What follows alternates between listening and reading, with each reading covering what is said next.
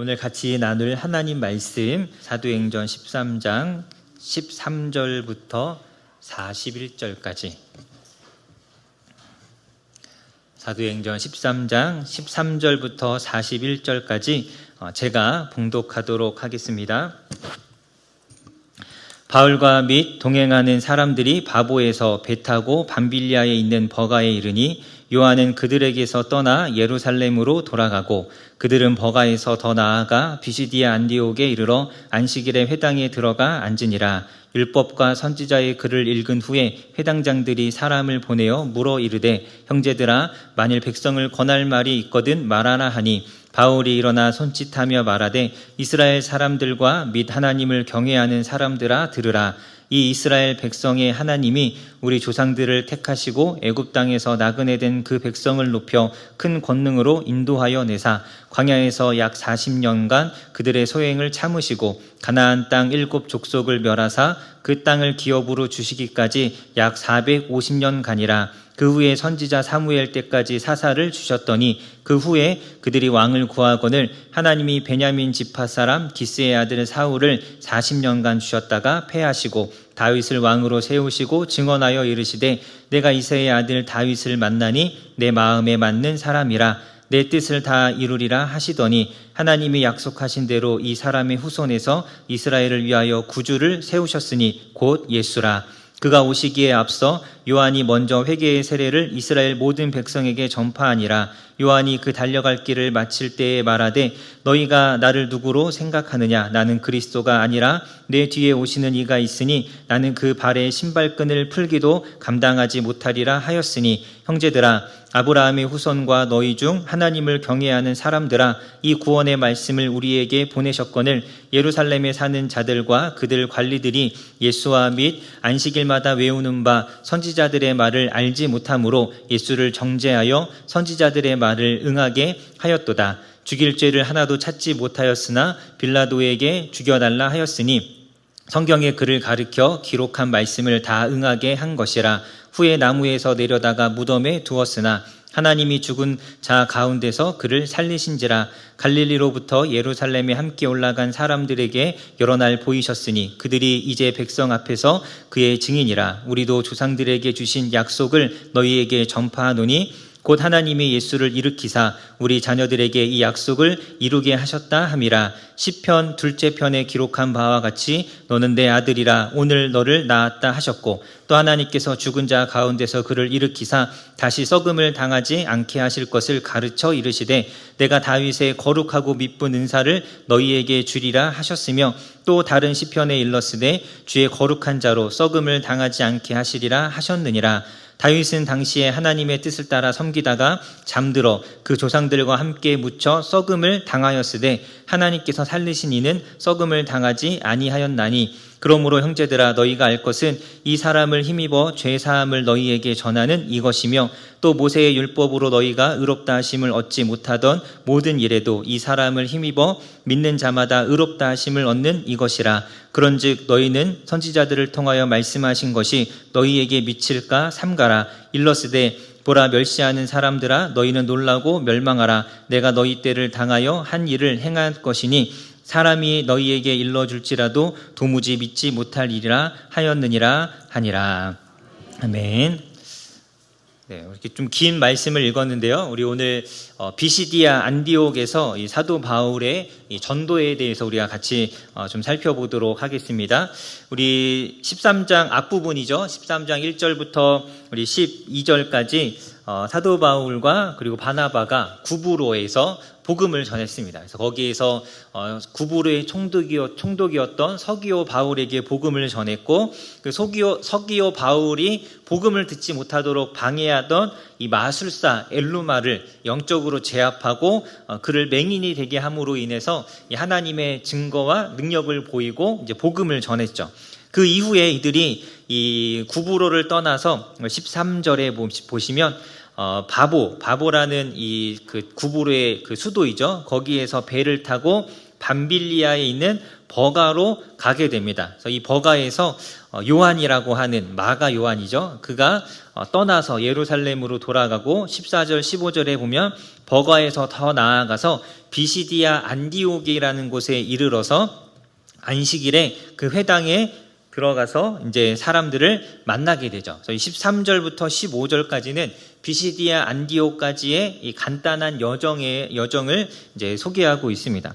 요 13절부터 15절에서 우리가 좀 이렇게 주목하여서 볼 것이 좀 있는데요.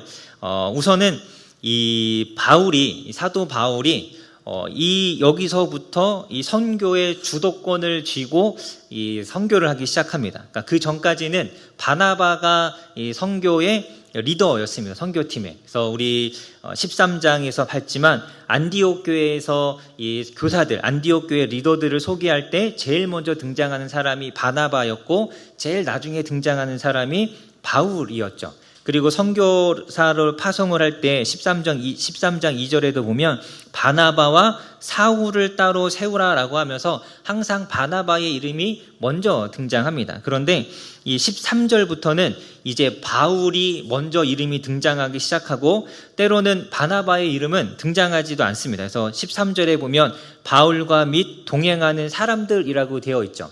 바울과 바나바가 아닌 바울과 동행하는 사람들이라고 이렇게 이 표현이 바뀌었습니다. 그래서 이제 많은 이제 신학자들은 요 버가를 지나는 시점에서부터 이 선교팀의 리더십이 바나바에서 바울로 바뀌었다라고 이렇게 이제 생각을 합니다. 항상 바나바의 이름이 먼저 언급이 되다가 이제 바울의 이름으로 이제 바뀌기 때문이죠.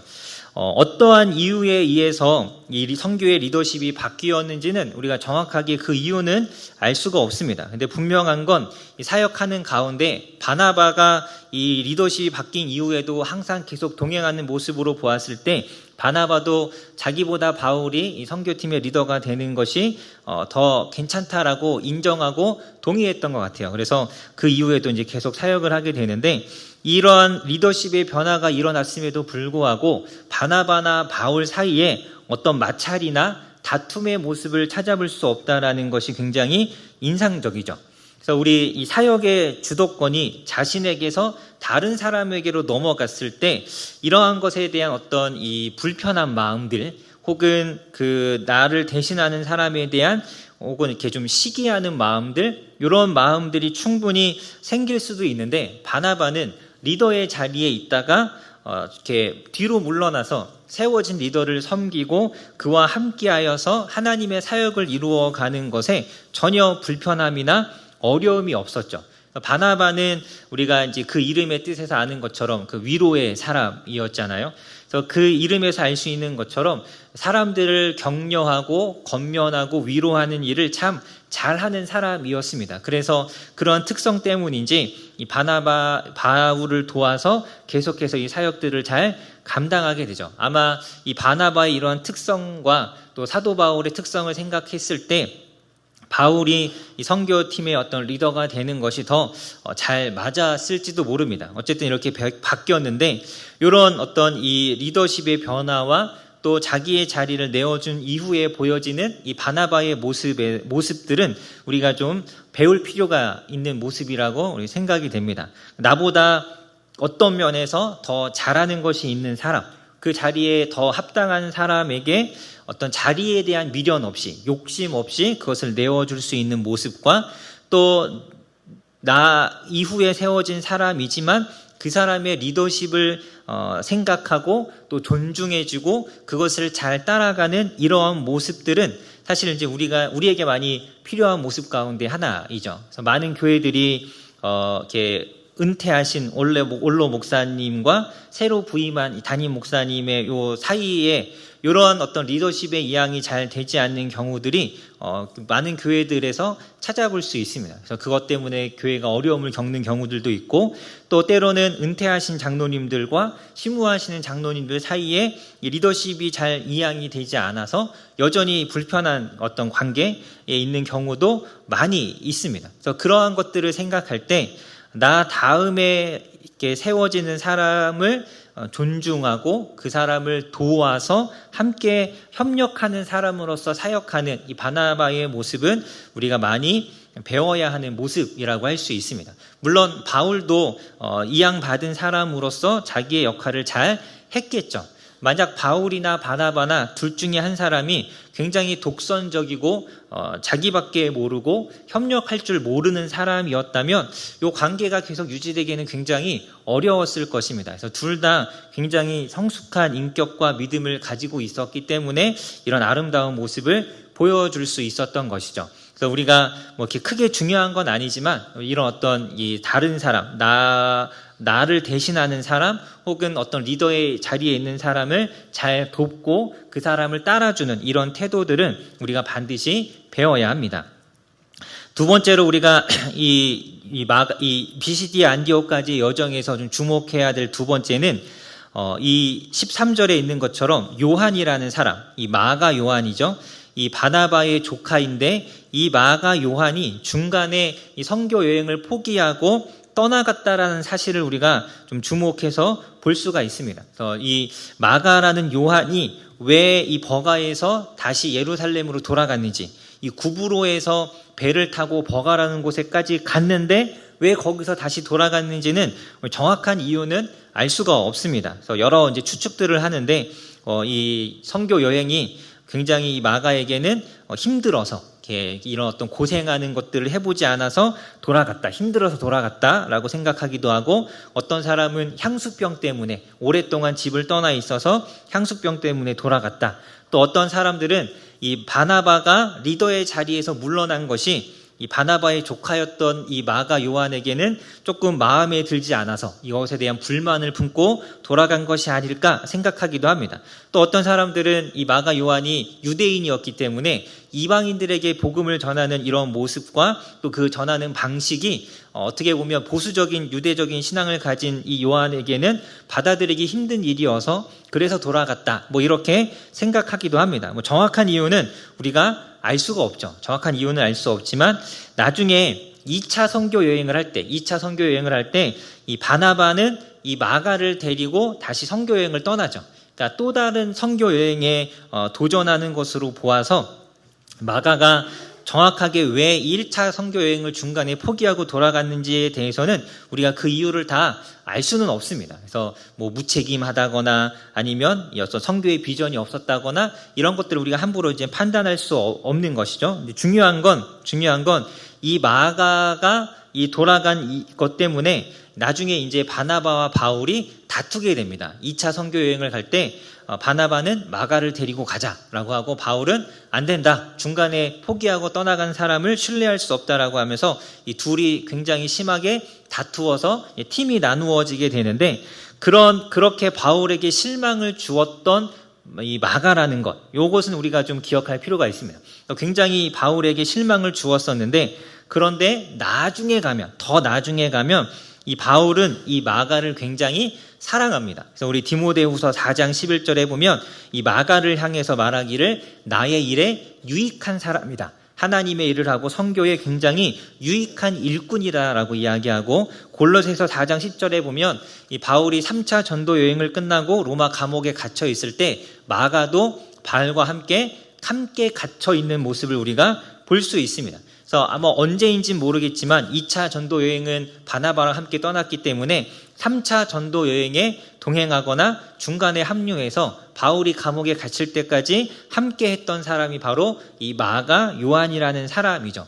그러니까 이 마가 요한은 처음에 시작할 때 굉장히 이 믿음이 연약하고 어떠한 이유에서는 알 수 없지만 무엇인가를 견디지 못하고 참지 못해서 선교의 여행, 하나님께서 명하신 이 선교 여행을 중간에 포기할 만큼 굉장히 신앙적으로 성숙하지 못한 사람이었지만, 그가 나중에는 굉장히 성숙한 사람이 되어서 하나님의 일에 유익한 사람, 바울과 함께 고난받기를 마다하지 않는 그런 하나님의 일꾼이 되었다라는 것을 우리가 기억해야 합니다. 그래서 이 신앙이라는 것이, 마가의 신앙이 처음에 그 연약한 모습에 그대로 머물러 있는 것이 아니라 자라간 것이죠. 처음에는 어떤 것을 견디지 못하고 참지 못하는 사람이었지만 그 나중에는 어떠한 고난도 인내하고 견디어내면서 복음을 위해서 기꺼이 자신을 헌신할 수 있는 사도 바울과 같은 사람이 되었다라는 것입니다. 그래서 여러분, 우리의 신앙도 마찬가지입니다. 우리의 신앙도 자라가야 합니다. 우리가 주님을 위해서 일하다 보면 낙심할 수도 있고 실망할 수도 있고 넘어질 수 있습니다. 봉사하다가 마음이 상할 수 있고 시험에 빠질 수 있고 전도를 하다가 전도가 너무 부담스럽고 힘이 들어서 전도의 자리에 더 이상 나오지 않을 수도 있죠. 뭐 주중에 예배를 드리고 뭐 수요 예배, 금요 기도에 새벽 예배까지도 잘 나오다가 어느 날 갑자기 뭐 어떤 이유에 있어서인지 예배를 나오지 않고 세상에 빠져서 방황하며 살아갈 수도 있습니다.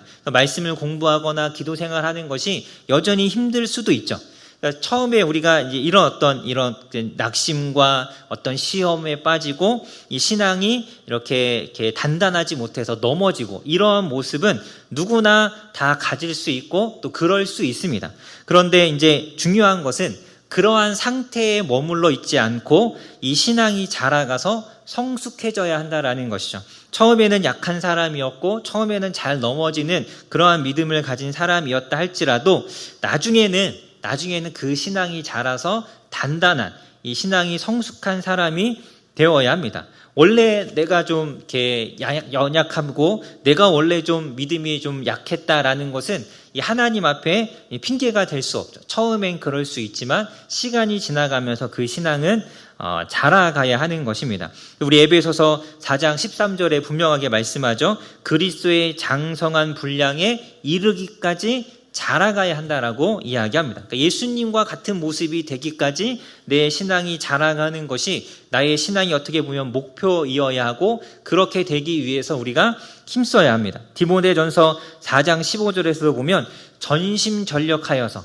할 수 있는 최선을 다해서 너의 성숙함을 나타내라라고 합니다. 우리의 신앙이 자라가기 위해서 우리가 최선을 다해서 힘쓰고 수고해야 합니다. 그래서 내가 왜 이렇게 믿음이 연약할까? 나는 왜 전도하는 것이 이렇게 두렵고 어렵기만 할까? 왜 나는 다른 사람들처럼 내 신앙이 굳건하지 못한가? 왜 다른 사람들만큼 열심을 내지 못할까? 여러분, 혹시 이러한 생각을 가지신 분들이 있다면 여러분, 그런 마음이 들고 그런 생각을 하고 그런 모습을 보이는 것은 괜찮습니다. 거기까지는 괜찮은 것입니다. 더 중요한 것은 그런 영적인 모습에 자신에게 실망하기보다는 그런 나의 연약함을 더 강하게 하기 위해서 하나님 앞에 더 매달려 기도하는 것이죠.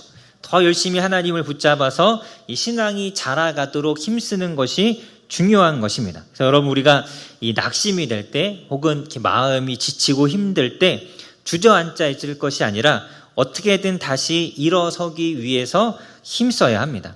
이 마가가 어떻게 보면 굉장히 역사적인 첫 선교의 현장에서 그가 돌아섰지만 그는 다시 힘을 내었고 그리고 그 신앙이 자라갔고 포기하지 않았고 하나님의 일꾼으로서 하나님의 일에 유익한 사람이라는 이런 평가를 듣는 그런 성숙한 일꾼이 되었죠. 그래서 여러분, 우리가 힘들어도 하나님과 교제하는 것, 또 하나님 앞에 나아가서 기도하는 것을 놓치지 않고 잘 지켜서 우리의 신앙을 잘 세워가야 합니다.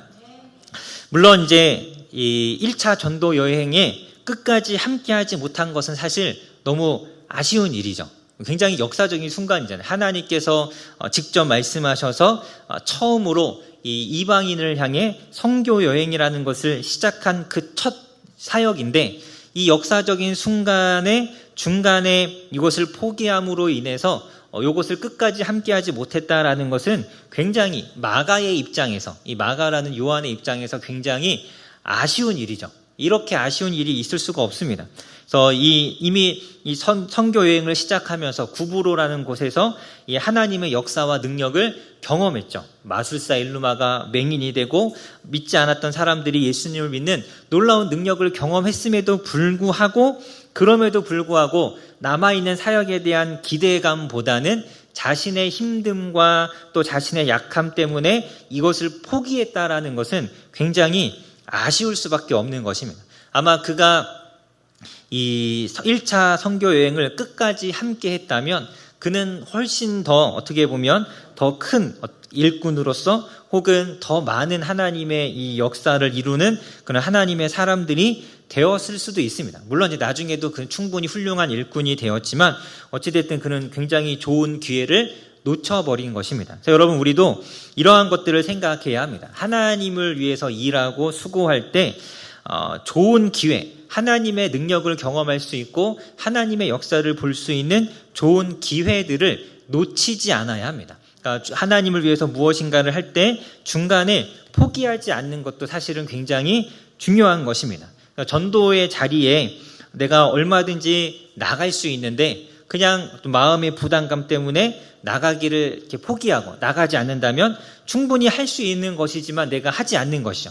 그렇다면 그 자리에서 일어날 하나님의 은혜들은 내가 놓쳐버린 것입니다. 내가 얼마든지 한 주의 삶을 살아가면서 충분히 말씀을 묵상할 수 있는 시간이 있고 충분히 성경을 읽을 수 있는 시간이 있음에도 불구하고 내가 그것을 하지 않았다. 내가 그것을 내 의지로 하지 않은 거죠.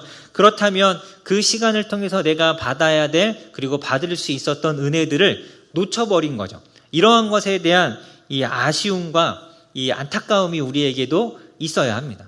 여러분, 이제 로또에 당첨이 됐는데 그만 지금 날짜를 잘못 계산해서 일주일 늦어갖고 못 받았다고 생각하면 얼마나 억울하신가요?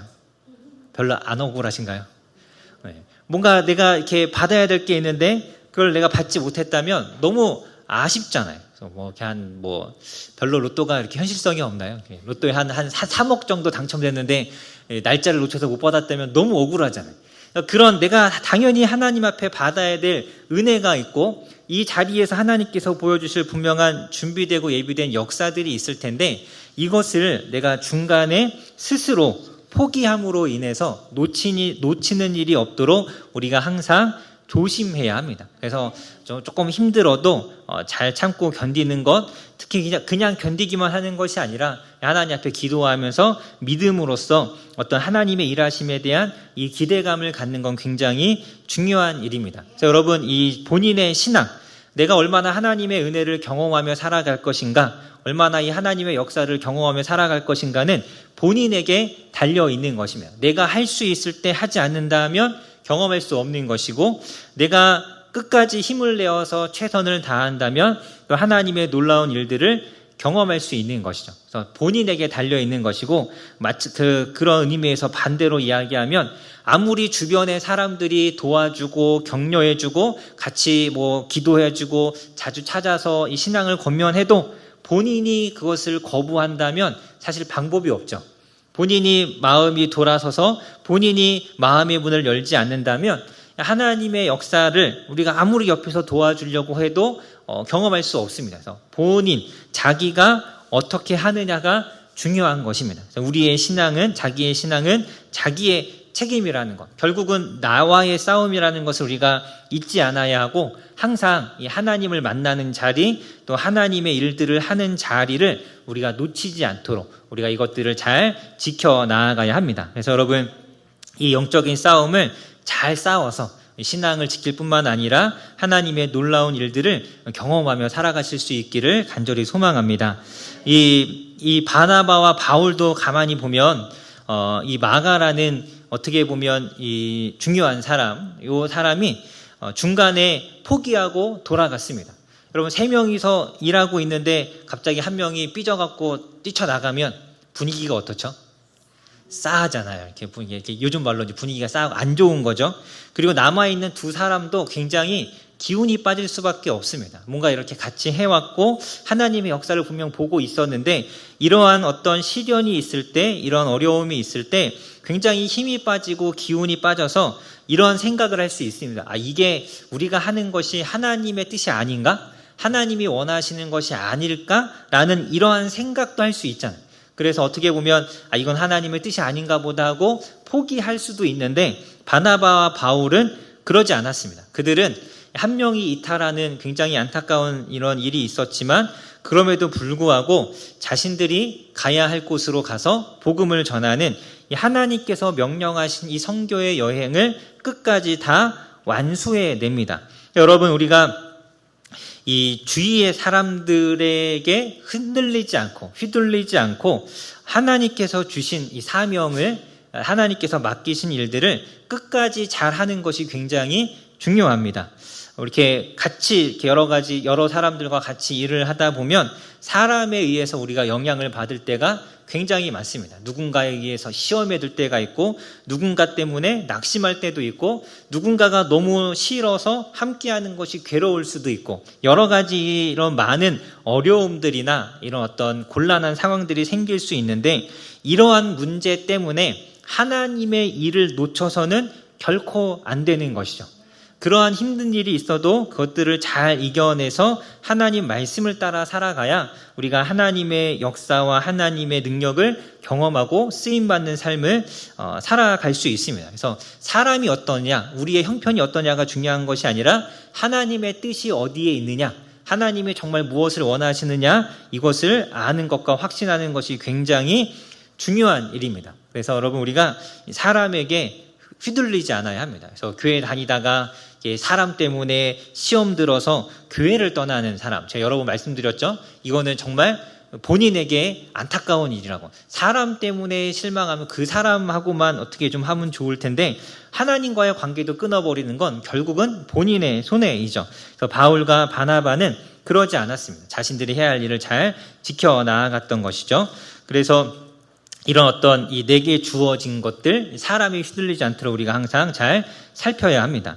이렇게 사람을 실망하게 하고 낙심하게 하는 사람이 있는가 하면 또 우리가 이렇게 같이 또 하나님의 일들을 하다 보면 힘이 되고 위로가 되는 사람을 만나기도 하죠. 그러한 사람들을 또 하나님께서 보여주시고 또 붙여주시기도 합니다. 우리 오늘 PBS 본문에 보면 스데반이 막 분노에 가득한 사람들에 둘러싸였을 때 하나님께서 스데반을 어떻게 위로하십니까?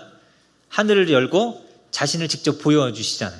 하나님은 자기를 직접 보여주시든 혹은 또 다른 사람을 보내어주시든 반드시 이 하나님의 일꾼들을 그냥 버려두지 않으시죠. 끝까지 우리가 하나님 붙잡고 있을 때 하나님께서 주시는 위로함이 있습니다. 그래서 여러분, 그 하나님 붙잡고 우리가 이 땅을 힘있게 살아가야 합니다. 만약 마가가 이탈했다고 해서 바울과 바나바도 선교를 그만뒀다면 오늘 이제 본문에 나오는 이 비시디아 안디옥에 있었던 이 놀라운 이 전도의 선교의 역사, 하나님의 역사는 아마 일어날 수 없었을 것입니다. 오늘 우리 말씀 우리 읽지는 않았지만 44절에 보면 안디옥에 있는 온 시민이 거의 다 하나님의 말씀을 듣고자 모여들었다라고 합니다. 많은 사람들이 말씀에 대한 사모함이 일어났고, 또 48절에 보면 영생을 주시기로 작정한 자들은 다 믿었다라고 되어 있습니다. 굉장히 놀라운 하나님의 역사가 일어났는데, 만약 중간에 힘들다고 어려움이 있다고 포기했다면 이런 일은 일어나지 않았겠죠. 그래서 여러분, 굉장히 우리가 끝까지 하는 건 굉장히 중요한 일입니다. 제가 그 낙도 선교 갔던 이야기를 이제 여러 번 이제 말씀드렸었는데, 한 번은 이제 겨울에 1월 달에 이제 낙도의 전라도의 어선 섬에 이제 선교를 가기 위해서 저 시골에 있는 이 차를 빌려서 막 짐을 가득 실어서 그 차를 서울에서부터 끌고 서해안 고속도로를 타고 저기 제 기억에 진도 쪽이었던 것 같은데 이제 그쪽으로 이렇게 막 가고 있었어요. 이렇게 선교를 가려고.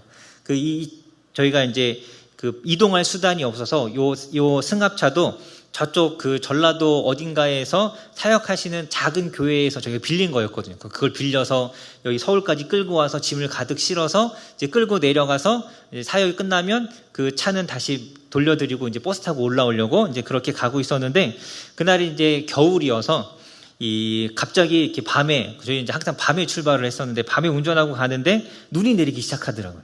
눈이 내리는데 서해안 고속도로는 바람도 많이 불잖아요. 바람이 봉고차를 한번 딱 때렸는데 승합차가 휘청하더니 옆에 있는 가드레일을 들이받고 빙글빙글 돌아서 반대편 가드레일을 받고 멈춰버렸습니다. 제가 운전을 하고 있었거든요. 저는 순간 진짜 죽는 줄 알았습니다. 이렇게 막 밤에 아무도 없고 이렇게 깜깜한데, 그래서 차가 시동도 안 걸리고 문도 안 열리더라고. 이제 큰일 났다 싶었는데 어떻게 알았는지 저기서 레카차가 오더라고요. 그래서 저희는 아무도 전화도 안 했는데, 그래서 레카차가 차를 빼줬는데 다행히 시동이 걸려서 레카차 돌려보내고 그 차를 아주 조심스럽게, 이 차가 찌그러져 갖고 문하고 이 운전석과 문 사이에 이만큼 틈이 있어서 막 다 그거 막 보면서 그 차를 빌려줬던 교회까지 그 차를 몰고 간신히 갔습니다. 그랬더니 차를 망가뜨렸으니까 이렇게 돌려드려야 되잖아요. 제가 고칠 수는 없고 학생들이 무슨 돈이 있겠습니까? 그래서 조용히 이렇게 돌려드리고 그 교회에서 참 감사하게 그 교회에서 하룻밤 재워주시고 밥도 먹여주시고 하시더라고요. 그래서 이제 차를 망가뜨렸으니까 이거 어떻게 해야 되나 막 고민하고 있는데 저희가 이동할 수단이 없고 짐은 너무 많아서 대중교통으로 가기가 굉장히 어려웠습니다. 그래서 이제 고민을 했죠.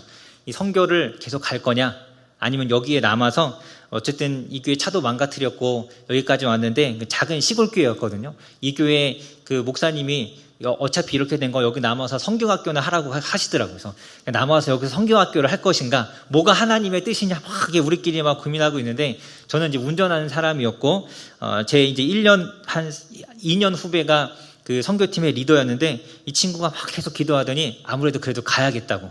그래서 정말 짐들을 들 수 없는 건 다 이제 버려두고 들 수 있는 것만 다 짊어매고 거기서부터 버스를 타고 이제 바닷가로 가서 배를 타고 섬에 들어가서 이제 그 섬에 들어가서 그 선교를 이제 잘 마치고 나왔습니다. 그런데 그 전까지 우리가 그 섬에 들어갈 때 한 번도 우리에게 호의적이지 않고 한 번도 복음을 들어주지 않고 이렇게 눈길도 주지 않았던 사람들이 이상하게 그 기간에는 너무 저희를 좋아해주고 복음도 듣고 영적 기도도 하시고 마을 단식까지 하고 정말 선교를 너무 잘하고 돌아왔습니다. 만약에 저희가 그 어려움이 있었다고 해서 선교를 포기했다면 그 섬에서 있었을 이 놀라운 이 성령의 역사들은 우리가 볼 수 없었을 뿐만 아니라 그분들에게도 그런 어떤 구원의 역사는 일어나지 않았겠죠. 그런데 이 선교를 포기하지 않고 갔기 때문에 하나님의 역사를 볼 수 있었던 것입니다. 여러분, 우리가 하나님의 일을 할 때는 반드시 끝까지 해야 합니다. 어려움이 있어도 하나님께서 명하신 것이 확실하다면 우리가 그것을 결코 포기하지 않아야 합니다. 그래서 이 하나님 앞에 이런 어떤 하나님의 역사들 가운데 끝까지 쓰임 받으시기를 주님의 이름으로 간절히 소망합니다. 우리 16절부터 41절까지 이 비시디아 안디옥 회당에서 사도 바울이 설교를 합니다. 설교의 내용은 크게 우리 세 부분으로 좀 나누어 볼 수 있는데요. 16절부터 25절까지는 이 예수님께서 다윗의 후손으로 오셨다라는 것을 이야기합니다. 하나님께서 이스라엘을 돌보시면서 이스라엘을 구원할 다윗의 후손을 약속하셨는데 그분이 바로 예수님이라는 것이죠. 26절부터 30절까지는 그 예수님의 죽음과 부활에 대해서 이야기합니다. 유대인들이 그 예루살렘에 있는 사람들이 예수님을 죽였는데 부활하셨다. 근데 이것이 구약의 예언의 성취다라고 이야기하죠. 그래서 33절에 보면 시편 2편을 인용하고 34절에서는 이사야 55장을 인용하고 35절에서는 시편 16편을 인용해서 예수님의 부활, 썩지 않음에 대해서 이야기하면서 바로 예수님이 그 메시아다라고 이야기하죠. 그리고 나서 38절부터 41절까지는 너희가 이 예수님을 믿어야 한다. 예수님을 통해서만 의롭다함을 받을 수 있다라고 이야기하면서 예수님을 믿을 것을 이들에게 촉구합니다. 이렇게 설교를 하고 난 이후에 42절부터 이제 52절까지가 사람들의 반응을 다루고 있습니다. 처음에는 유대인들이 이 복음을 받아들이는 것처럼 보였습니다. 그래서 42절에 보면 바울과 바나바에게 다음 안식일에도 이 말씀을 하라라고 요청을 하고 43절에 보면 유대인들과 또 유대교에 입교한 경건한 사람들, 이 사람들은 이제 이방인인데 하나님을 믿기를 결단하고 할례를 받고 이 유대교에 입교한 사람들을 뜻합니다. 이러한 사람들이 바울과 바나바를 따르기 시작했습니다. 아마 주중에도 바울과 바나바에게 여러 이야기들을 말씀을 들었겠죠. 그리고 44절에 보니까 그 다음 안식일에는 정말 많은 사람들이 하나님의 말씀을 듣고자 이제 모여들었죠. 그래서 처음에는 이렇게 복음에 굉장히 호의적인 것처럼 보였는데 많은 사람들이 모여들자 사람들의 마음이 바뀌었습니다. 45절에 보니까 유대인들이 시기가 가득하여서 바울이 말한 것을 반박하고 비방한다라고 하죠. 아마 이 유대인들은 이 회당의 어떤 리더 그룹을 형성하는 아마 그러한 사람들이었을 것입니다. 자신들의 회당에 한 번도 이렇게 많은 사람들이 모인 적이 없는데 이 사도 바울의 이야기를 듣고자 이렇게 많은 사람들이 모이는 것을 보고 마음에 시기가 들었던 것이죠. 그래서 이들을 비방했고 그러자 46절 바울과 바나바가 너희가 하나님의 말씀을 먼저 이렇게 받았는데 이 하나님의 말씀에 합당하지 않은 자로 스스로 자처하고 있으니 우리는 그러면 이방인에게로 가겠다라고 이렇게 이야기합니다. 그러면서 47절에 우리 이사야 49장을 인용하면서 하나님께서 너를 이방의 빛으로 삼아 땅끝까지 구원하게 하셨다라는 이 말씀을 하면서 이방인에게도 하나님께서 구원을 주셨다라는 것을 확실하게 이야기하죠. 바울이 이렇게 이야기했더니 48절에 이방인들이 듣고 기뻐했습니다. 왜냐하면 지금까지 하나님을 섬기고 믿고 신실하게 살아왔지만 자신들이 유대인이 아닌 것에 대한 이런 어떤 불편함들이 있었거든요. 입교했지만 자기들이 입교한 사람들이지 유대인이 된 것은 아니었고 자신이 정말 하나님의 백성으로서 구원을 받는지에 대한 확신이 없었는데 하나님께서 이방인에게도 구원을 주신다라는 이 말씀이 너무나 이들에게는 기뻤던 거죠. 그래서 그들이 기뻐하면서 하나님을 찬양했고 하나님께서 영생을 주시기로 작정한 사람들은 다 예수님을 믿게 된 것이죠. 그리고 이들이 49절에 보면 주의 말씀이 그 지방에 두루 퍼졌다라고 되어 있습니다. 이 사람들이 너무 기뻤기 때문에 가는 곳마다 우리도 구원받았다라는 것을 전하고 다닌 것입니다. 그래서 50절에 이 유대인들은 이 시기심 때문에 시내의 유력자들을 선동해서 바울과 바나바를 이 도시에서 쫓아냅니다. 그래서 51절에 보면 바울과 바나바는 이고니온으로 가게 되고 52절에 남겨진 제자들, 예수님을 믿게 된 이방인들은 그 마음의 기쁨과 성령이 충만했다라고 이야기합니다. 여러분, 우리 말씀을 이 말씀을 좀 이렇게 돌아보면 바울은 이 비시디아 안디옥이라는 곳에서 쫓겨났습니다. 이제 더 이상 이제 복음을 전할 수 없게 된 것이죠. 그 자리에 쫓겨났지만 하지만 이 비시디아 안디옥에는 예수님을 믿고 복음을 듣고 구원받은 사람들은 남겨져 있었습니다. 이 복음은 이 사람들을 통해서 계속해서 이 비시디아 안디옥에서 더 주변 지역으로 퍼져나갔죠. 우리 49절에 있는 말씀처럼 주의 말씀이 그 지방에 두루 퍼져나갔습니다. 바울은 거기에서 쫓겨났지만 바울이 전한 복음은 그 자리에서 쫓겨난 것이 아니라 오히려 뿌리를 내려서 더 확장되어 가는 것을 우리가 볼 수 있습니다. 여러분, 복음이라는 것은 이런 것이죠. 복음을 전하는 우리는 쫓겨날 수 있지만 우리가 전한 복음은 반드시 남겨지게 되어 있습니다. 우리가 누구를 만나서 어떠한 사람에게 복음을 전하든 그 사람들이 우리를 미워할 수 있고 우리를 쫓아낼 수 있고 우리를 외면할 수 있지만 우리가 전한 그 복음은 반드시 남겨진다라는 것을 우리가 기억해야 합니다. 그렇기 때문에 우리가 복음을 전하는 것은 결코 헛된 일이 아니죠. 사람들이 외면하고 무시하고 조롱한다 할지라도 그렇다 할지라도 우리가 복음을 전하는 것은 결코 헛되지 않습니다. 자, 여러분, 우리가 이 시간 생각할 것은 내가 지나가는 나의 이 삶의 자리들, 내가 살아가고 있는 삶의 자리에 나는 무엇을 남기고 돌아오는가에 대해서 우리가 한번 생각해 보면 좋을 것 같습니다. 과연 나는 내가 가는 곳마다 복음을 남기고 복음의 향기를 나타내고 이렇게 지나가는지, 아니면 다른 것, 이렇게 좀 어떤 이런 이기적인 모습이라든지 어떤 교만한 모습이라든지 어떤 완고함이라든지 이런 것들을 남기고 돌아오는지 우리 스스로를 잘 돌아보아야 하겠죠. 여러분, 우리가 지나간 자리에는 항상 복음이라는 것이, 복음이 남겨져 있어야 합니다. 우리 예전에 화장실에 많이 붙어 있었잖아요. 아름다운 사람은 머문 자리도 아름답습니다.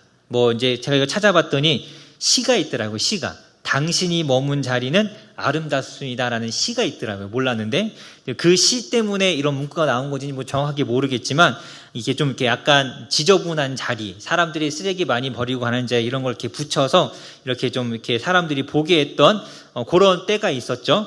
그래서 내가 있다가 나온 자리에 지저분함, 나의 어떤 인간적인 모습들이 남겨져 있는지 아니면 이 복음이 남겨져 있는지에 대해서 우리가 잘 생각해야 합니다. 우리가 살아가면서 내가 열심히 살고 그리고 부지런히 살고 착하게 살아서 내가 지나간 자리에 저 사람은 참 성실한 사람이야, 저 사람은 참 착한 사람이야 라는 그런 인상을 남기는 것도 굉장히 좋은 일이겠죠. 어떤 고집스럽고 완고한 사람이야 라는 것보다는 저 사람 참 좋은 사람이야 라는 인상을 남기는 것도 중요하지만 사실 그것보다 더 중요한 것은 복음을 남기는 것입니다. 나를 통해서 그곳에 있었던 사람들이 복음을 듣고 예수님을 알게 하는 것이 굉장히 더 중요한 것이죠. 그래서 여러분 항상 우리가 내가 가는 곳마다 내가 복음을 전하고 예수님을 알려주고 있는지 아니면 그냥 지나치고 있는지를 우리가 잘 돌아보아야 합니다. 또 우리 한 가지 또 좀 생각해 보자면 52절 말씀에 보면 남겨진 제자들은 기쁨과 성령이 충만했다라고 합니다. 우리 48절에서도 보면 이방인들이 듣고 기뻐했다라고 하죠. 여러분 복음이 이렇게 심겨진 자리에는 기쁨이라는 열매가 맺혀집니다. 우리 안에 복음이 들어오고 우리가 하나님 안에서 새로운 사람이 되었다면 우리의 삶에도 기쁨이라는 열매가 맺혀져야 하는 것이죠. 씨를 뿌리면 자라가서 열매가 맺혀지는 것처럼 복음이 들어간 자리에는 기쁨이 있게 되어 있습니다. 내가 예수님을 믿는데 예수님을 믿고 신앙생활을 하는데 삶에 기쁨이 없다. 삶에 기쁨이 없다면 여러분 지금 내 안에 이 복음이 제대로 일하지 못하고 있는 것입니다. 내가 이 하나님과 제대로 된 교제와 하나님과의 친밀한 가운데 있지 못한 것이죠. 다윗이 시편 51편에 보면 그가 간음의 죄를 행한 이후에 하나님 앞에 기도하면서 구원의 즐거움을 다시 회복시켜 달라라고 기도합니다. 그 안에 하나님과 함께하는 기쁨이 있었는데 죄를 짓고 났더니 이것이 사라진 것이죠.